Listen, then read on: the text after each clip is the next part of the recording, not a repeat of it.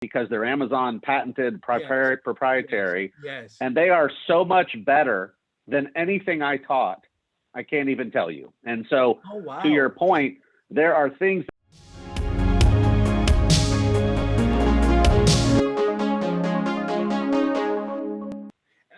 Scott, I have looked at your publications. I mean, you have a long, distinguished list of publications and research.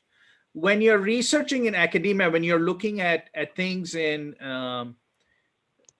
from an academic point of view, you can adjust the variables. Now, once you started working for Amazon, have you looked at things where you've said, well, industry really is not as thoughtful in some of the things, or have you been surprised by some of the things that you have seen, then you go, wow, we were thinking about solving this either from a theoretical point of view, or we wondered how it would get solved, and industry has actually solved it, and maybe not be, it may not be the most brilliant manner in solving it, but they found a way to solve it.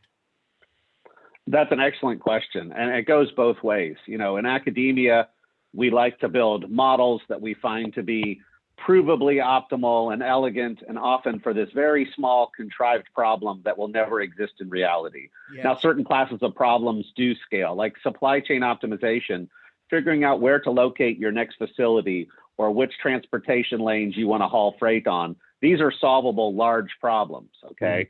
So in academia, we build those problems, and industry actually uses academic solutions to do those. Yes. What I've been impressed with at Amazon, which I tell people is sort of like being in grad school, except everybody's getting paid a lot better, is there's a ton of very bright, brand new men and women who are coming in with the latest technologies, the latest teachings from school, and even taking it to another level. As an example, I learned about machine learning and artificial intelligence during my sabbatical, and I'm becoming more adept at it. Well, I taught a class in the academics frame from a book that was already written by somebody else. I get to Amazon. Turns out Amazon has their own internal machine learning university that trains Amazonians. Wow. And I've seen tools and techniques developed by Amazon employees that aren't published because they're Amazon patented proprietary. Yes. And they are so much better than anything I taught. I can't even tell you. And so, Oh, wow. to your point, there are things that industry might do a little behind academia. Yes. Maybe if some academics are on the bleeding edge, if you will. Yes. But the opposite is true as well, where Amazon has things now on the machine learning algorithm side that are just absolutely mind-blowing that I've never seen anybody in academia. And I'll add one more thing. Some of the times in academia, we build a model and we can solve it, and we scale up the problem size, and we say, look, we can handle 10 facilities and 50 network arcs. Let's just make up numbers. Well, at Amazon, if that problem is 500 facilities and 10,000 network arcs, we might use the same model, but we're not going to solve it in the same way. We'll make some simplifying assumptions.